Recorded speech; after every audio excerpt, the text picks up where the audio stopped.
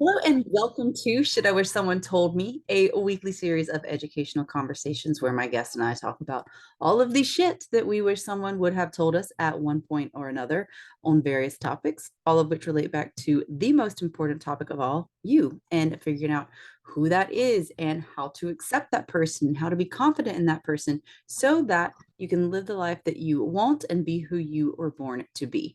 I'm your host, John Renee, certified evidence based life coach specializing in behavioral change to teach you research backed techniques using brain science to help you finally feel good so that you can become the person that you need to be in order to have the life that you want.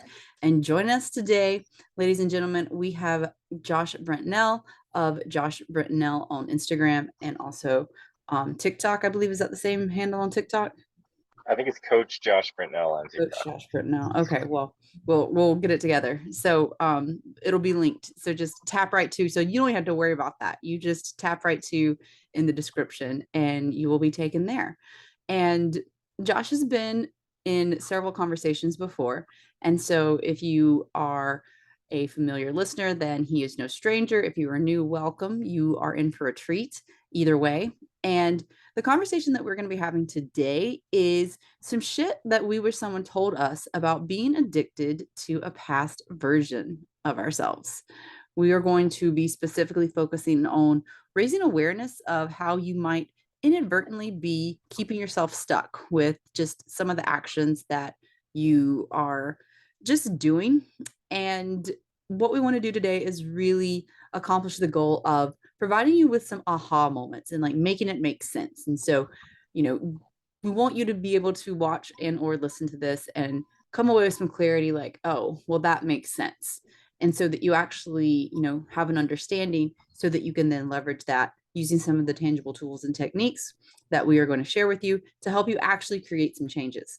And what I want you to do as you are listening to this is we want you to think about what are your day to day behaviors and habits? So the things that you just do, because that's just what you've always done. What are those things and how are they keeping you stuck as the person that you've always been and keeping you from becoming the person that you want to be? That, you know, 2.0 version, if you will. So keep that in mind as we move through this conversation. And with that, let me go ahead and introduce you to Josh. So, Josh is a health and life coach who specializes in helping people overcome stress and anxiety naturally. In his previous life, Josh was a professional musician, which is where he gained his passion for coaching people on peak performance mindset. Josh values authenticity and vulnerability and is passionate about sharing his experiences with others to help them overcome fear and tap into their full potential. And that's exactly what he's going to be doing today. And we are so grateful to have you. So thank you for being here. Thanks so much for having me. It's always a real big pleasure to be on your podcast. So really looking forward to this. Yeah, Thank I you. love our conversations. And so I'm excited for this one as well, because I know it's going to be another good one. So let's get into it. Josh, what is some shit that you wish someone told you about being addicted to a past version of yourself? Yeah, those things that you do every day, those traits that we take for granted and think that, this is just how I've always been, those things, you can actually change those. That's some shit I wish someone told me is that you can change these aspects of yourself. It's actually not that difficult to do if you know how to do it, which is what we're going to talk about today, obviously. But yeah, it's not in our education system. It's not really. Most people when they're young don't unfortunately get a lot of insight into this, and so for many of us, we're sort of programmed with our education system, our families, values, whatever it is. And we, unfortunately, if we are not careful, we just end up living a life that's the default that's handed to us, right? Not necessarily the one that we want. Right. Yeah, it's one of those things for me where, I mean, essentially same. Like, I didn't know what I didn't know. And I didn't know that I had as much control as I do.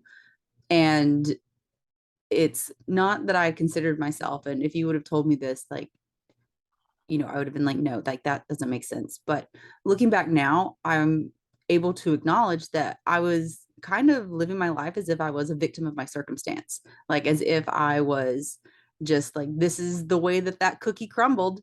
And so, I'm just going to keep on keeping on because that's what I've always done. And if something better happens to fall into my lap, then cool. Like I'll try that too.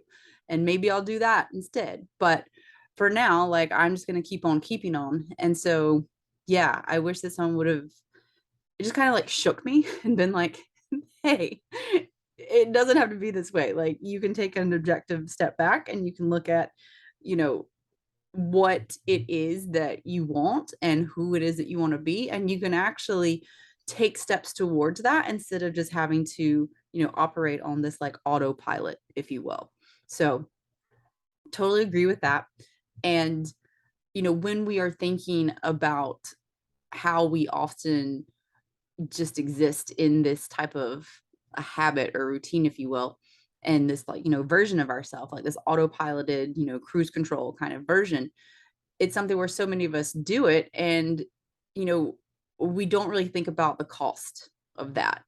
And so let's dive into that a bit. Like, what is the cost of being, you know I mean, let's call it what it is, like addicted to the past version of yourself, because that we say addiction because it's essentially that, like that's what we know, and so we want more of the same. And so yeah, what is the cost? Like what's the problem of being addicted to a past version of yourself? Yeah. Well, as you mentioned, part of that addiction to self is the addiction to the comfort and safety of what is known. So the probably one of the biggest costs associated with getting stuck in that comfort zone. This is probably going to be obvious to a lot of people, but the idea that you are robbing yourself of opportunities for growth. Every time you make the decision to not pursue something that you're actually passionate about or that you really value, you rob yourself of that opportunity for growth. And so as a result, the longer you do that, the more limited you will be, the more limited your perspective will be. I think for me, that's probably the biggest one. Yeah. And in preparing for this conversation, I know that we also talked about, as we start to grow, like because it happens, right? Like we're people, like we're gonna grow. But if we aren't operating, or if we aren't updating our operating system, then it's something where, yeah, it works, but it's clunky as fuck. It's essentially like it's essentially like we are still operating on like dial-up internet when there is Wi-Fi. Yeah, And so it or fiber works, optics. Yeah, but it's kind of like, why yeah. would you do that if you don't have to? Well, and so exactly to that point, it's like you wouldn't necessarily want to go through your whole life with the mindset that you had when you were 9 years old, right? Yes. And what a lot of us don't realize is that we actually are doing that. And there are a lot of programs, we'll say, that were installed in our operating systems at a very young age, often in response to trauma, disappointment. You know, when you're young, you make rules for yourself.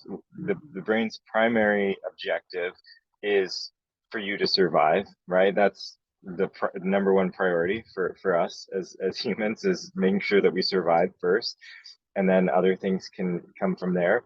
And so when we're learning about the world around us, our environment around us at a young age, we're hardwiring these beliefs and behaviors.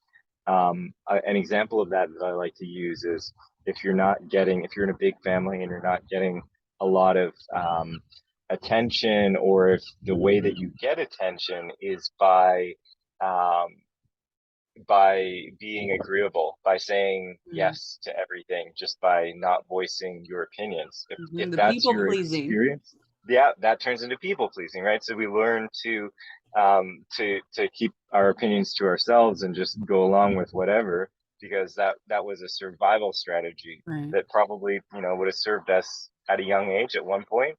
but it's a strategy that for most of us does not, it limits us. It does not continue to serve, right? Right. So I guess really we're talking about toxic traits here too, and toxic patterns that you learn, right? Those Yeah.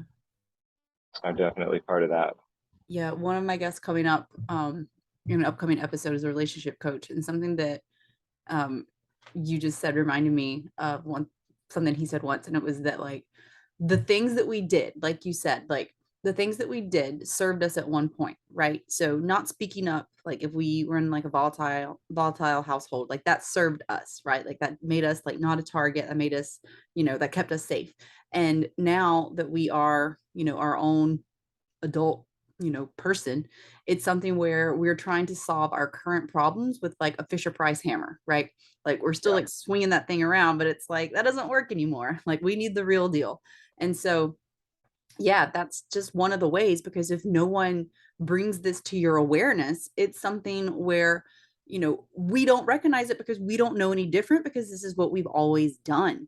And it can be something where someone else might be able to look at us and be like, oh, well, I can see what's happening, but we're not even, we're none the wiser, because again, this that's how is it's just always been. exactly, Yeah. exactly.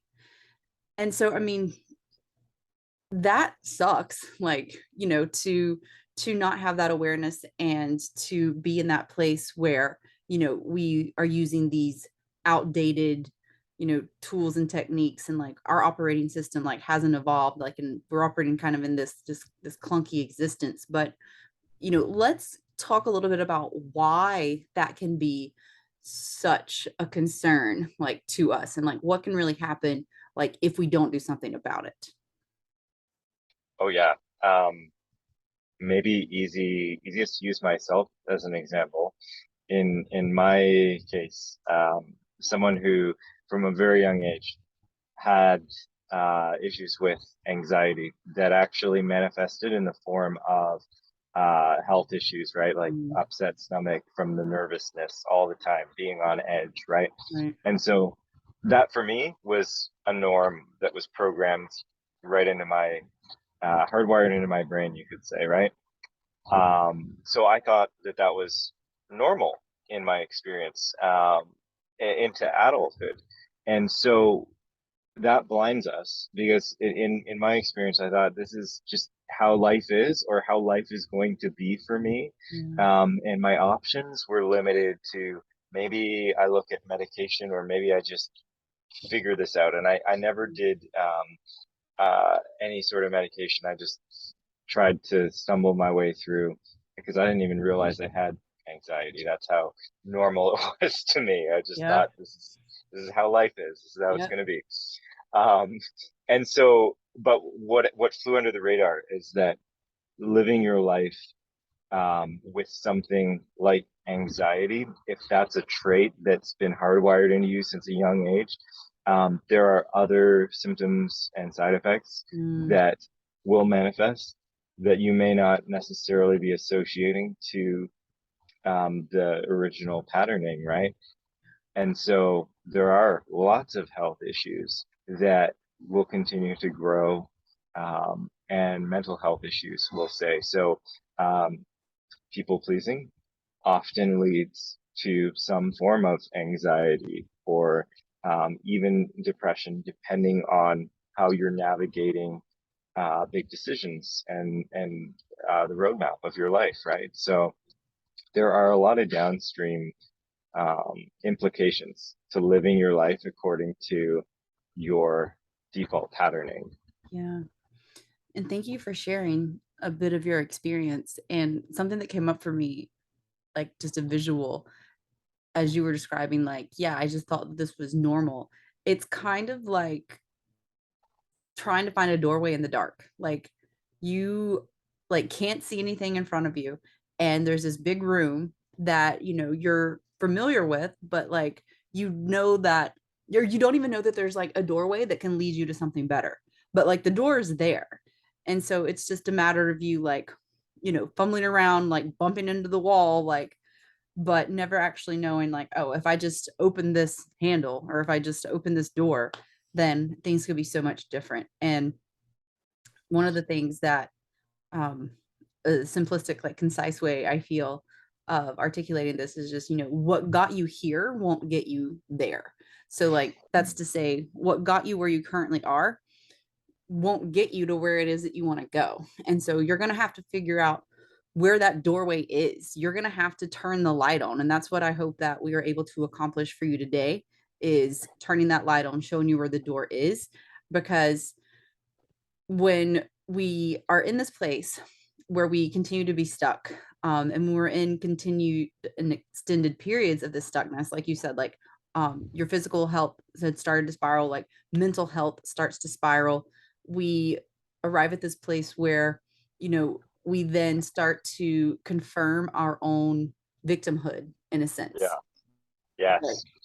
we start to use like our belief of like, well, this is just how it is, to affirm patterns that we believe, and that don't serve us in getting like this new thing that we are like aware of. Like we want the thing, like we know there's got to be a door, but it's like Yeah. where is it? Like I'm in this dark room. And so yeah, that's, looks like you have Yeah. something to say there. Like, no, yeah, I'm not good. I guess I'm not good at being in relationships, Yeah. or I'm not cut out for a high pressure job, or right. Those are sort of victim statements that we Mm-hmm. can subscribe to, Mm-hmm. and they're very limiting, because the moment that you latch onto that and really believe it is the moment you're going to live your life in support of that belief, right? That's how we do it. You will be right if that's what you believe, but you Yeah. will also be right if you can undo that patterning, if you can find out what it is, what traits you're addicted to, what even studies have shown. There's lots of studies on this. We get addicted to the chemicals in Mm-hmm. our brain that are released from certain situations. You can Mm-hmm. get addicted to the release of like stress in your body. Many of us do. And so what that means is you will continue to put yourself in experiences to feel that whatever emotion it is that you're addicted to, or whatever chemical response in your body. It's easy to imagine being addicted to something like dopamine that makes you feel good, but yeah, you can be addicted to the stuff that makes you feel crappy as well. Yeah. And so that's it. When we subscribe to these victim patterns, we're often doing that in some way. We're subscribing to some sort of negative experience. Yeah. And whenever we use the term addicted, like in the title, it's something where, exactly like Josh just shared, we are, our bodies create certain hormones and chemicals, to send signals to our brain to like send us a message, to tell us something. And so whenever you grew up in, what your version of normal was, even if it wasn't healthy, even if Mhm. it was stressful, then your body is now used to those stressful hormones, those stressful chemicals. And so that's your version of normal. And while it may not be what you consciously want, while it may not be what's best for you, it's your version of normal. And that's what we mean when we say your body is like literally addicted. Your body, like Josh shared, will then, if you find yourself, let's say, in a healthy, like safe, calm environment, your body after a certain period of time is going to be like, wait, we haven't produced those chemicals that Yeah, are familiar to us. Like we need to do that. And so it's going to, and this is kind of what people mean when they say like you manifest these situations, but like I don't want to go like wooey, like that's yeah, an example to say like that's what people mean when they say that like you are then affirming your own belief, because your brain and body is going to find something that is going to create those chemicals, because that is your body doing its job to return like all systems to your version of normal, even if that okay, isn't what's best for you. yeah. Normal, and keep in mind, normal means safe, right? This is why the body works this way, because your experience, if anxiety and chaos was the chemical cocktail, if the chemical cocktail that you're used to was produced in response to anxiety and chaos at a young age, that has kept you safe, and brought you to where you are today. So your body is thinking, this is what safety feels like, right? This is my sense of home. Um, so that's really the purpose there. That's actually what's happening. That's why we get addicted. The mind and body doesn't necessarily realize or know that there is something better. You Right. can learn about it. You can learn about the alternative way of living that might result in a more pleasurable cocktail of chemicals in your life, which is why here you're listening to this podcast, and hopefully we're opening up your mind to the possibility that maybe maybe life actually does get a heck of a lot better, but you have to do a little bit of work to get there and repattern. Yeah. And so we started to touch on, like, how we got here, right? Like, we got here because these patterns and these habits that we are referring to as what's keeping us addicted, what's keeping you like addicted to this version of yourself. They are something that they were blueprints that were drawn at a very early age.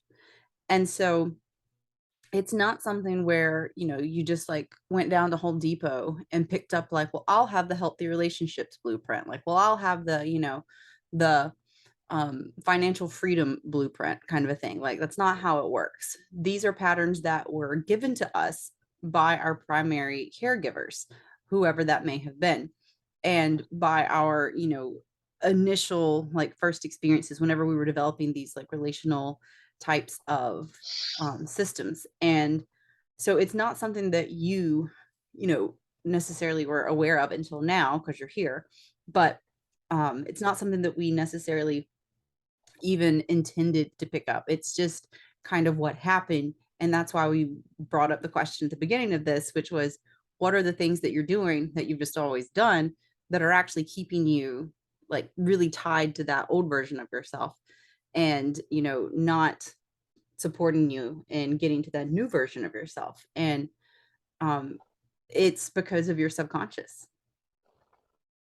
So, Yeah, yeah. yeah. And so if you wanted to be a master in any field, most people would go and uh, agree that studying with masters in the field who are subject matter experts and have absolutely mastered their craft, that would be a great way to learn about uh, how to develop your own skills, right? And the same is true with regards to the core areas of our lives in terms of relationships, like you said, financial freedom, our ability to be at peace with ourselves. It, there are people that have excelled and really mastered these areas and who have written great books and conducted teachings and trainings and all that stuff. So all that stuff is out there, available and accessible for us. But before we were even able to benefit from it, we've got to acknowledge that we can benefit, that it is out there, that if you want to improve a specific aspect of your life, you can learn it from someone who has sort of mastered it and honed it, right? Yeah. And what I want to talk about whenever, yeah, we're in this process of talking about like what you can do about it, like how you can learn about it. And I think it's something where it's worth noting that, even though you are now aware of this, that does not mean that tomorrow you're going to be a different person, right? Like, you have however many days, weeks, months, years, developed into like who you currently are. And I mentioned the subconscious as, one of the things that our body's like doing to keep us stuck, but really it's our body doing its job, right? Because we are created to look for patterns. And so whenever we find a pattern that works, whether or not it's the safest one or the best one, the most optimal one to get us where we want to be, we're going to keep repeating that pattern because that's what we know to be, quote unquote safe in terms of ensuring our survival to the next day. And, you know, I want to point out that and you've probably heard us say this if you've listened to us before, but 95 to 98% of everything that you do is on a subconscious level. And so Yep. um, that means that one way that I like to articulate this, and I said this to a client the other day, is when you think about that, it's like if you've got a team of 100 people like in your head, like, you know, running the ship that is you. If you've got a team of 100 people, then that means that even though that 2 to 5% of you, let's say, that's listening right now was like, hey y'all, we're going to do this other thing now because this other thing is going to help us get to where we want to be instead of like where we've always been. You've got 95 to 98 team members, like team subconscious over there going, we can't hear you. We're going to do this thing that we've always done. So Yeah. while it might be like, okay, but there's this better way, like I can see that if we keep going this ship this way, we're going to go through stormy weathers again. I think we should take this new route again. That 2 to 5%, that 2 to 5, mindfulness, like team mindful, is probably going to be outweighed. And so as you start Yeah. to make these changes, it's something where if you do too much too soon, then that's not going to work. And so it's something where you have to, think about what's something where I can probably recruit like 10 of those people, 10 people from team subconscious over to team mindful. Like what's something that I can do that, maybe like 10 of them will hear me if I yell at them, like, and I say it really loudly, not yell at them, but if I say it really loudly, like that I can recruit some people and they'll be like, oh yeah, like we'll try that. So that's kind of how you have to think about like creating the change. It's a lot harder to, try to create a change and like get 95, 98 of them to do this thing versus getting a few of them to do something that's not too different. So maybe we're not taking a totally different path. We're just going to, slightly like alter the shift or slightly like take a different angle in that way.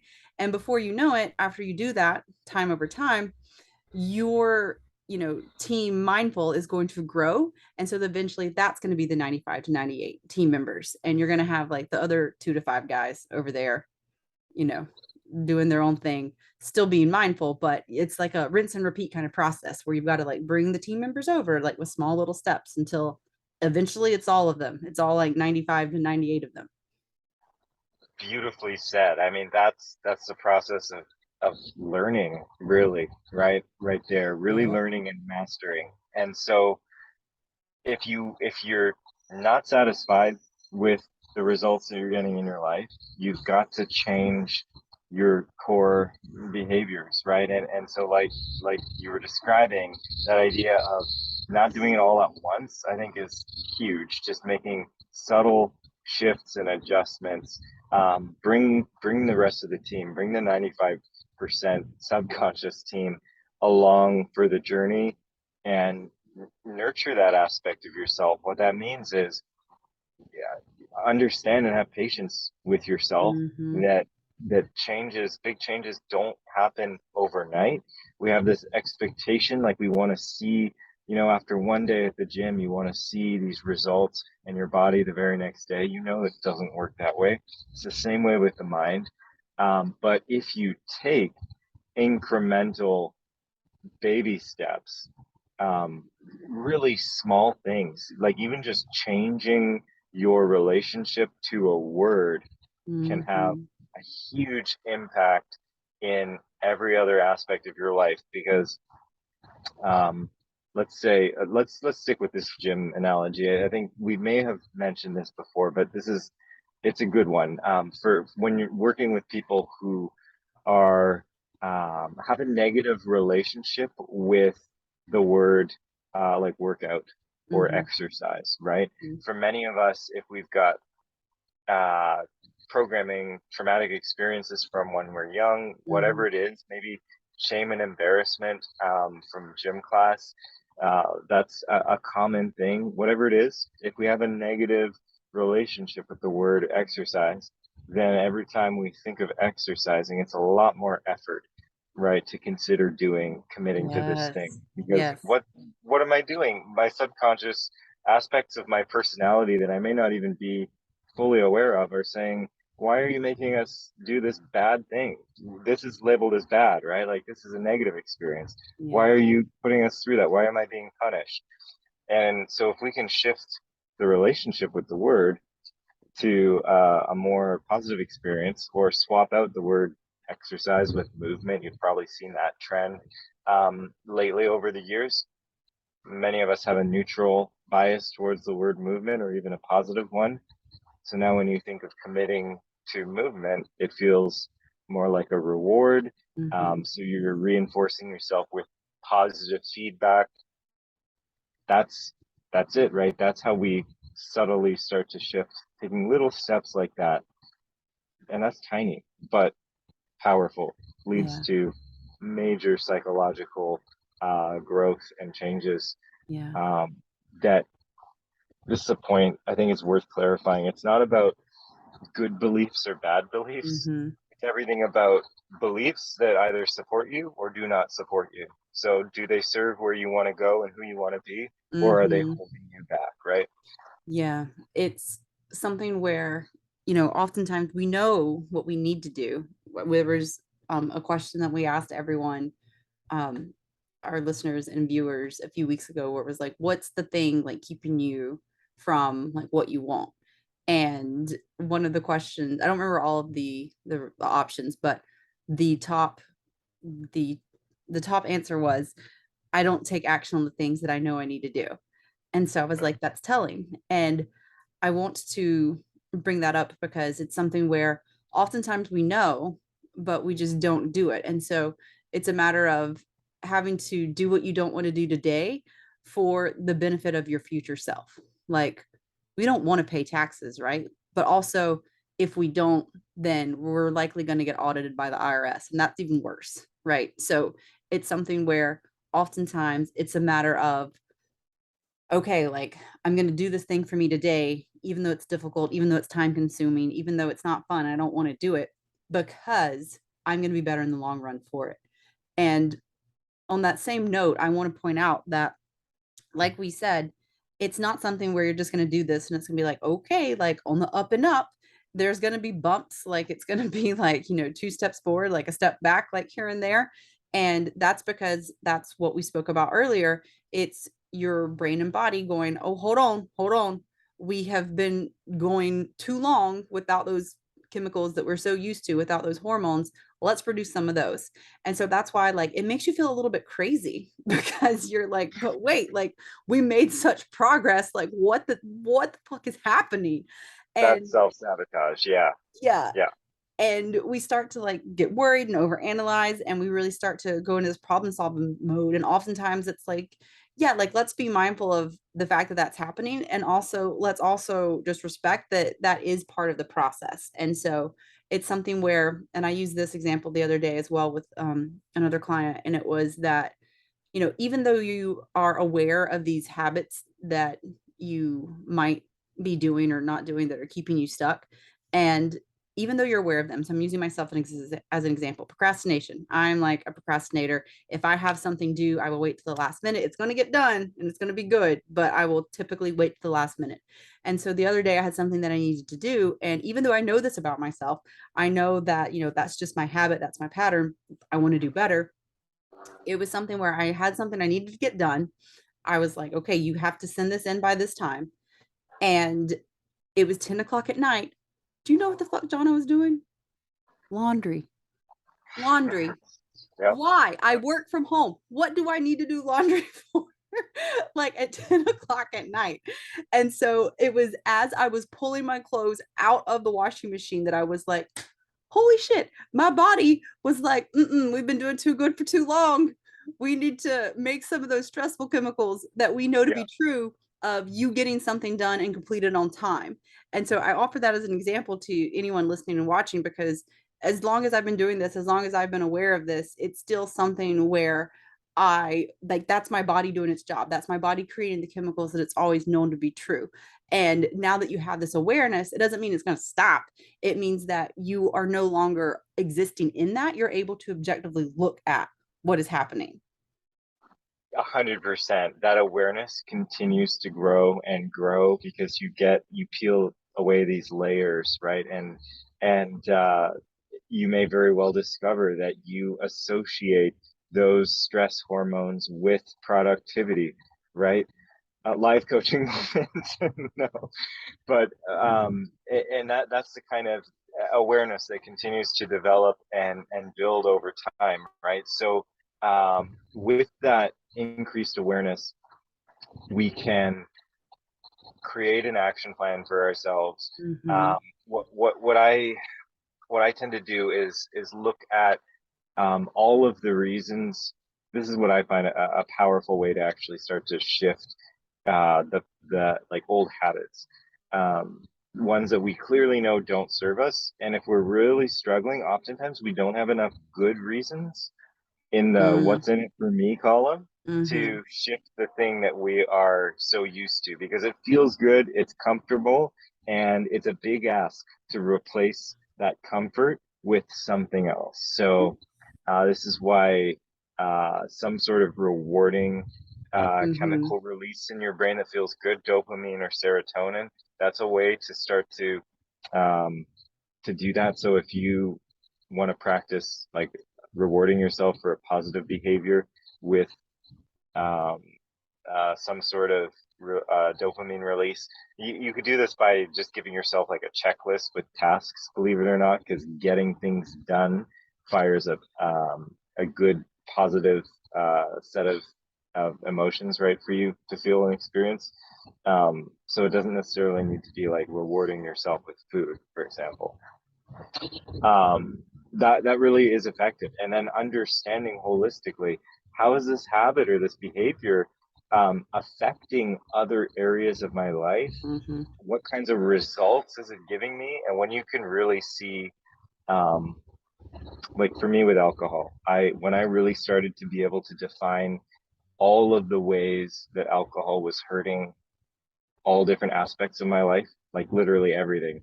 There was nothing left in the what's in it for me column when it came to alcohol. So now it's um, an easy choice for me not to Mm-hmm. have alcohol. It Mm-hmm. starts to feel better to do the other thing, but you've got to do the work of identifying all those reasons before you sell yourself into that new habit. Yeah, and thank you for sharing all that. And I want to several things that I want to unpack there. And starting with you talking about, I love what you mentioned about like there's not enough reward, right? Because we're not aware of it. We haven't taken the time because no one fucking told us to do this shit until now. So aha moment, sit down and actually it's essentially like a pros and cons list. It's like, Yeah, what are the benefits of doing this thing? Because it's probably going to be more than you recognize whenever you actually sit down and think about like all of the positive things that are going to get you there. And when you do that, you are more excited to make that decision that is that vote for your future. um, every choice you make is either a vote for who you is a vote for who you want to be. And so are you continuing to vote for the person you used to be, or are you starting to vote for the person that you want to be? And so think about that whenever you are doing these actions, and whenever you have your awareness of the benefits, then it's something where you feel more empowered and you're starting to build inner trust and confidence and self-esteem within yourself, because you're like, yes, like I'm excited to make this choice because I know that it's going to serve me. I know that it feels good. And whenever we are in this position, and so something you mentioned that you're like, it feels good to like do the old thing. I'm like, I want to point out like it, so I'm aware like it does not feel good to me to like be rushing somewhere and to be late. And so I recognize that my body thinks that like, oh, but this is what we know to be true. You're going to make it on time, you're going to be 5 minutes early. And I'm like, yeah, but that doesn't mean that I need to get gray hairs while I'm doing it. Like, what the fuck? Like, set an alarm earlier. Like, there's so many different things and like thoughts, and that awareness is something where um yeah, like I said, it's like even though it doesn't mean that you're just suddenly going to not do it. And I brought up the example of procrastination because number one, it's personal, I can speak about it. And number two, because I have talked to so many clients, so many friends, so many strangers, just people that I'm in conversation with that are like, oh yeah, I'm a procrastinator, but I work really well under stress. And I'm like, yeah. that is your belief, and that may be true that you're able to perform, but what would it look like if you could perform even better and Yeah. not have to stress out like that and not have to get down to the wire and work under pressure, because this is what we mean when we say, like, when we asked at the beginning, what are the behaviors that you're currently doing that are keeping you stuck and preventing you from who you want to be? And for me, that would be one of them, that I wait till the last minute to do things that have a deadline because that's what I've become addicted to, because those are the chemicals that my body creates. And so it's something where, like I said, even though I know that there's other thing that I want to do, and that doesn't mean that I'm going to do it. And so I point that out because, that new person, it's scary. We don't know them. We don't know, like, we don't trust them. Like, we don't know who they are. We don't know anything about them. And Yeah. so it's important to, like Josh said, like, really know your why, and to start to, like I was saying earlier, like, make those small steps. Like, whenever you go to the gym and you're going to start working out, we're rolling with this gym example. You don't go, like, if you've never been before, you don't go day one and like pick up the 100 pound, dumbbells and start like going ham. Like, that just doesn't even make sense. And also, depending on your skill level, you might physically not even be able to pick it up. So it's something where you have to slowly build so that you can get to the place where you will then one day be able to use the 100 pounds. And so I offer that because that's a tangible kind of a thing that we can all start to think of whenever we are considering like what these habits are and how, the things that we do on a day to day are keeping us stuck. And we've already started to talk about the solves, but let's like be very clear and direct on like what the things are that we can do about it, because we've acknowledged what we're talking about when we mean, how are you staying addicted to your old self, your old identity. We've talked about what that is. We've talked about why you do that, and how we actually got here. And so now let's give you, because we also talked about why that's bad and how that's holding you back. um and how that can spiral into depression, anxiety, mental health concerns. And so let's be very clear and talk about what some of the solutions are. And I think you started to touch on them. First of all, first and foremost, you can't change something you're not aware of. So you've got to acknowledge, like, hey, this is a concern, which again, what we asked you to do. So hopefully by now, at this point in the conversation, you've had a couple realizations. Hell, it might be the procrastination one, it might be the drinking one. You might be like, oh, that's both. Yeah. Whatever that thing is, you've got to be aware. So what, Josh, will you tell us a bit more about like that? Yeah. I'd also chalk up the awareness around the other areas of impact in your life. Like Jonna mentioned, what would life be like if I did not have to rely on stress in order to be productive? Mm-hmm. That's developing self-awareness. And then you could ask yourself, who else might benefit in my life if I am able to solve this, right? So awareness, having that real curiosity along with it to just get a really clear picture of how far the tentacles go into your life. Mm, Um, that's that will help you in and of itself a significant amount, but then there's more to be done after that as well. yeah. And something that I also want to note, I'm like, there's so many things I want to note, is that most people wait until the breakdown. Most people Oh yeah. wait until they arrive at this point of like no return, where it's like something has to change. Like, I've been doing the same thing for so long that it literally breaks. Whether that, however that, actually develops, like for you personally, that's what happens for most people. They wait until they absolutely cannot do the thing anymore. Like, that looks like staying in relationships and jobs like past its expiration date. That looks like um, so many different things. And whenever you are at this point where you recognize the pattern, where you're getting tired of your own bullshit, where you are, like ready to get out of your own way, that's what people mean when they say you need to get out of your own way, or I think you're getting in your own way. This is what they mean, that the things that you're doing, because they're just the things that you've always done, are the same things that are holding you back. And that's what, again, we asked you to consider, because um, whenever you recognize like what these things are that you're tired of, like what these things are that, you might just be doing, because it might be something you might be operating from the mindset of like, if it ain't broke, don't fix it, right? And I want to encourage you to consider, could it be better? And not only could it, yes or no, but how could this be better? And from there, starting to really lean into, if you were to consider these things, then, you know, what in your life is feeling like just kind of meh, or like blah, or maybe even draining, because these are all things that are likely on the verge of that breaking point. And so we're having this conversation not to shame you, not to make you feel bad, but again, to bring you the awareness so that you can have that knowledge and you can start to get curious within yourself and within your own life, so that you can start to change something before you get to that breaking point, before you reach that point of no return. Yeah, yeah. So which I guess gradually takes us to that next step, which is getting really clear on who you want to be. Yes. And that means like not subscribing to limitations when we're doing this work. Like actually dream big, strive here. Don't say, "Oh, I could never do this, but I that would be cool." No, like if it would be cool, then is it something that you want?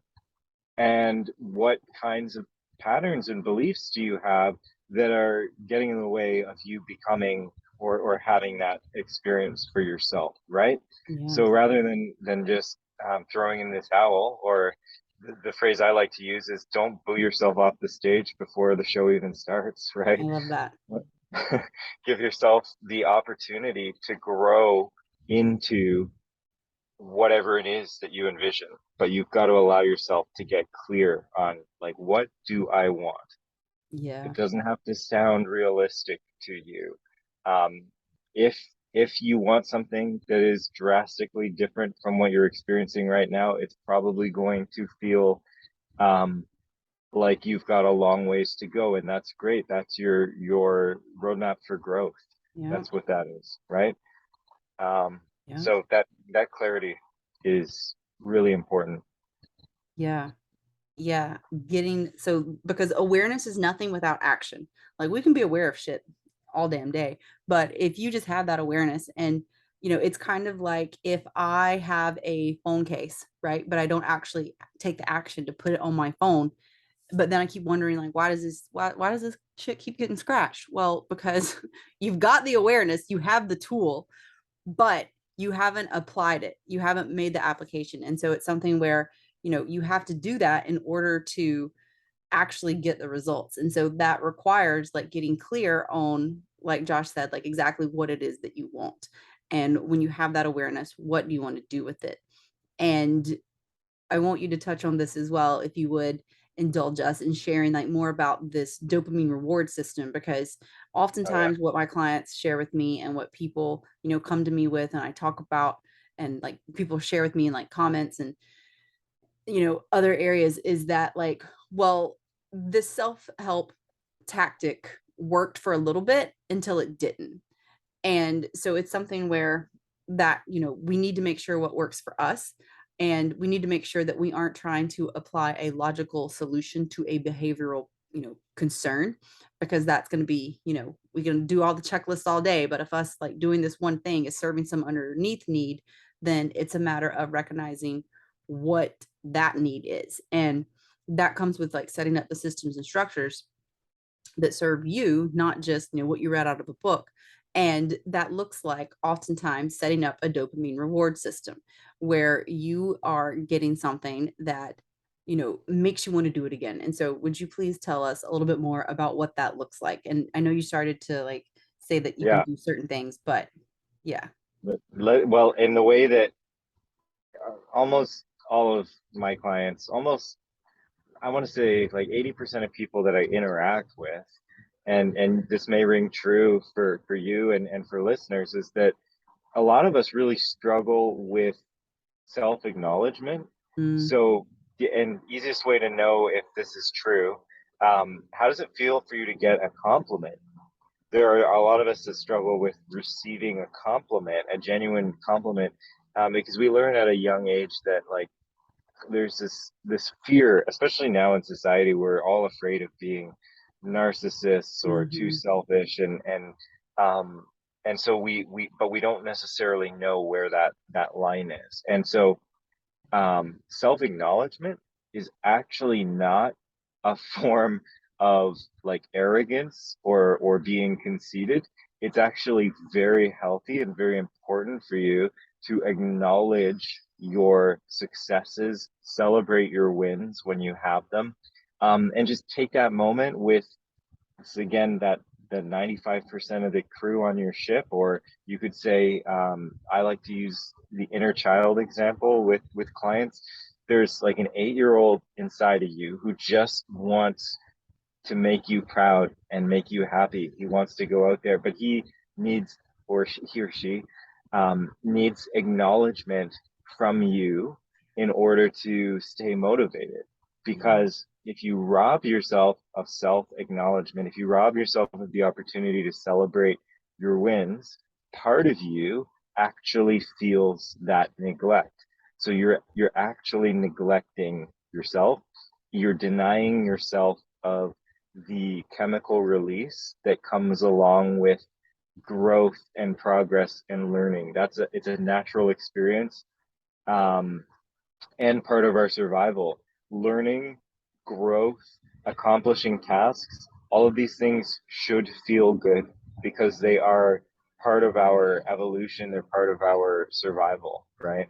Yeah. Um, so then that's the number one way that I actually, this is a great one. So when you say dopamine reward system, a lot of folks will think about like, have a M&M every time you check something. No, don't, you don't need to do that. It's really just about taking that time for yourself, feeling your pride about how far you've come over the last 6 months, 3 months, the year, whatever you want to look at, whatever metric.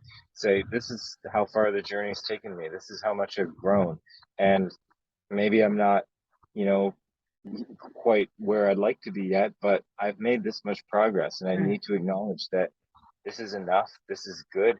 I'm going to continue to do this. I need to acknowledge that I took these steps. Otherwise, I'm going to be demotivating myself Yeah. from continuing, right? Yeah.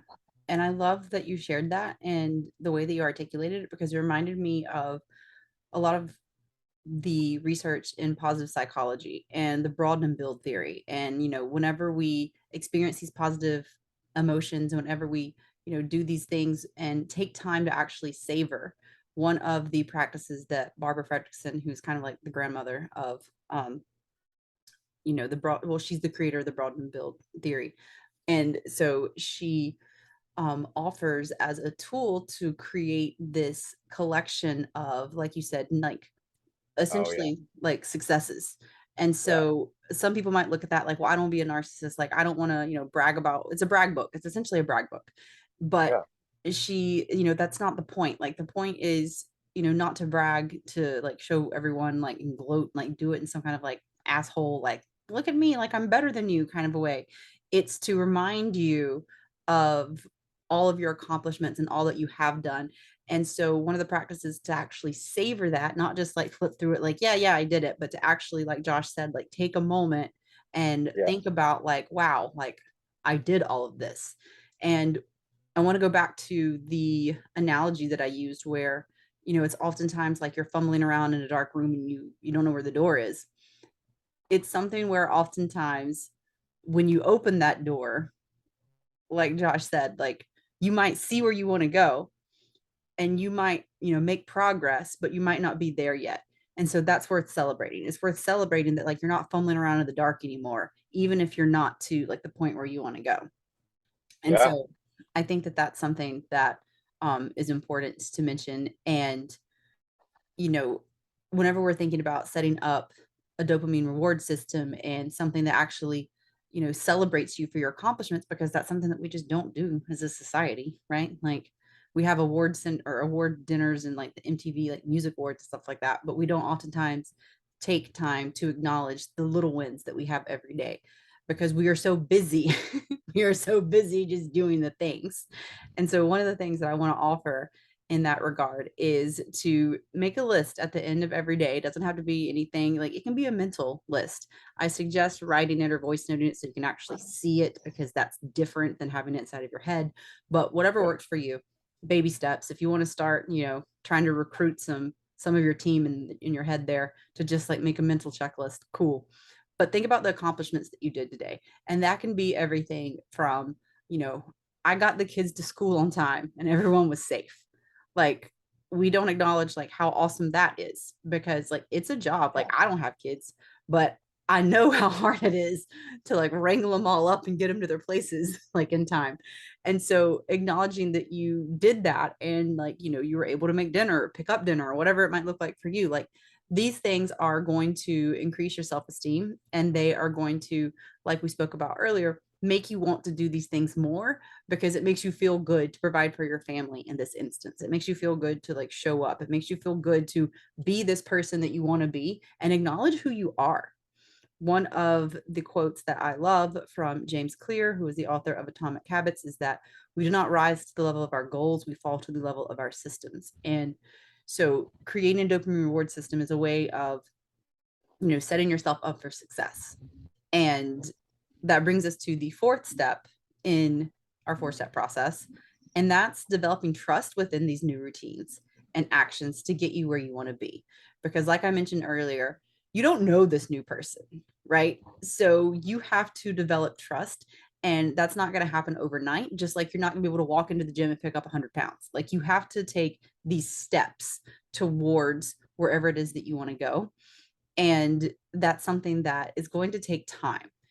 And, the notion of you can't teach an old dog new tricks, I believe we all know is no longer true. Research has proven that you can actually learn new things. And so neuroplasticity enables you to do that. And so long, I think so many of us kind of defaulted to the like, oh, well, I'm old, like, I'm set in my ways, like it is what it is. And that's not an excuse anymore. Like, No, you learned those ways. You learned those very patterns and beliefs because of neuroplasticity. yep. You learned them, and therefore, developing trust with the new version of yourself is as simple as practicing the new habits and the new routines that align with that version of you that you want to be. So we need to activate those patterns at first with a tremendous amount of intention, but Mhm. like practicing anything, it becomes more natural over Mhm. time. And eventually you rewrite the old patterns with the new patterns. The Yeah. new stuff becomes easier. Now that notion of you can't teach an old dog new tricks is because it's harder to, sure, it's harder to unlearn than it is to learn Yeah. from scratch, right? It's easier to paint on a blank canvas than to have to repaint over an old canvas, right? Right. Right. I like that notion, like, um, about the canvas, because like when we think of neural pathways, the way that I like to explain it is, if we are walking through the woods and we want to get to this mountain, right? And the path that we've always known, just the thing we've always done, is this long ass path that's well worn. Like, we've done it a million times, but it's long, like it's kind of dangerous, but like it's just what we've always done. Meanwhile, if we want to go this shorter, like safer route where there's like a Gondola, waterfall and the like gondola, do what? the gondola. Yeah, like if we want to go like where it's like nice, Yeah. then we're gonna have to put some work in. We're gonna have to, you know, bring out like the shovels and like the like saws or like whatever you use to like cut through like trees. Um, and it's going to take some time, and you're going to get scratched. You might get bumped up along the way, but as you start to, go that way more and take the other way less, then that new way is going to become the more worn path, and the previous way is going to be, the one that starts to like grow up, and like that's going to be not grow up in the sense of like we're maturing, but grow up in, well, means maturing, but grow up in the sense that it's going to get more crowded. Like the leaves are going to like go back over the path. Like the branches are going to start to come together, and that's no longer going to be the way. So whenever you're standing there looking at the two paths, while the old dangerous way might have been what looked like the go-to way back when, after you've taken the time, done the work, gotten the scratches, invested into like this, creating this new pathway, it's clearly going to be like, oh, well, I've done both. I can see the difference and I like this way better. And that's actually what my, 95 to 98, percent of my team members are now like going towards. And so it's something where, yeah, it takes time and it's possible.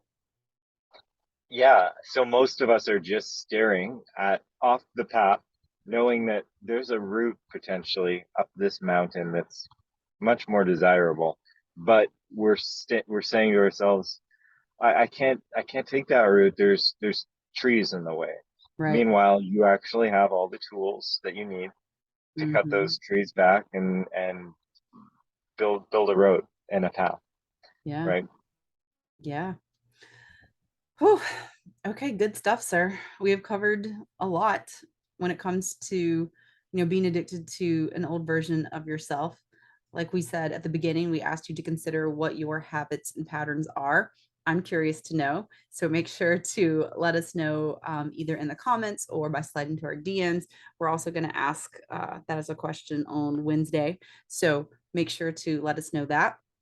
We looked at what, it means to be addicted to a past version of yourself, why that is so detrimental, how we got here, and what you can do about it. And also, we did all this with a reminder to just give yourself grace as you do navigate this experience, because, like we said, it is simple, it is not easy, and you're probably going to get bumped and scratched along the way. And you're probably, like we said, going to take a few steps forward and like a step or so back. And that's part of it. Like this human experience is messy. And so, fortunately, Josh and I have had our own experiences, and we have learned how to take what we've learned and give you those tools to create those new pathways in the woods and teach you how to do that with effective techniques. And so, if there's anything that we can do, definitely do slide into our DMs and let us know. So, what key takeaways do you have for everyone today? Oh, keep developing that self-awareness around your patterning without giving in to the notion that this is just the way it is. The moment Mm, you do that is the moment that you're actually giving up on yourself, and there's zero reason to do that. Um, and so if that sparks even just a tiny little bit of hope for the real cynics out there that are saying there's no way I can change, that belief, there's no way I can change, is probably just a result of the fact that maybe you haven't until this point tried the systems and structures that you would thrive on, right? And it doesn't mean yeah. they're not out there because you haven't experienced them yet. So hopefully that motivates some people and pushes some people to just keep looking, keep developing that awareness and the openness to that possibility of growth. Yeah. Yeah. If you think whether you think you can or whether you think you can't, you're right. And so Yeah, that's a Henry Ford quote. And I thought about it earlier when you were sharing. Um, but yeah, I feel that that's worth noting because it's something where, like we've said all along, it's like, well, this is just the way I've always been. And like, I've heard it, I've dated people that have said it, like, and that's really, like I mentioned earlier, us like being a victim and just like throwing our hands up and essentially like giving up. And there are better ways. And that's, I'm not saying that to shame anyone, but I'm saying that that's essentially what you're doing to bring awareness to the fact that this is the reality of it. And if the things that you are currently doing haven't done what they need to in order to get you where you want to go, if all those things that you're doing haven't done anything to get you where you want to go, then let that be an invitation for you to get curious yeah. about what else is possible. Not who you think you should be. but who you want to be. Yeah. Who you want to be. So I'm going to leave you with those thoughts. Josh, it's always a pleasure. Where can they find you and what do you have going on? Yeah, find me on Instagram, Mhm. TikTok now as well. I'm Mhm. exploring. I was born in the 1900s, so you know, so so just maybe a little bit of grace for me. I haven't quite figured out TikTok yet, but yeah. This summer I'm doing a 12-week program, coaching people on anxiety, and we'll be opening up enrollment again in the fall. So if that's of interest, keep your eyes on my pages, and I'll be posting more about that. Love. And I will make sure to link everything Coach Josh, regular Josh, like whatever, whatever the words are, in the description. So you can just easily, like I said in the beginning, tap to it there. Thank you for being here. Like I said, it's always a pleasure. And you know where to find me. I am on Instagram at Hey John or Renee. You can also learn more at whenselfhelpisn'thelping.com, because what we have spoken about and what we have, touched on several times throughout this conversation is the importance of knowing yourself. And when it comes to knowing yourself, it can often be frustrating with all of the shit that is out there and like knowing what works. And like I mentioned, it's something where, I tried this thing and it worked for a little bit until it didn't suddenly, kind of a thing.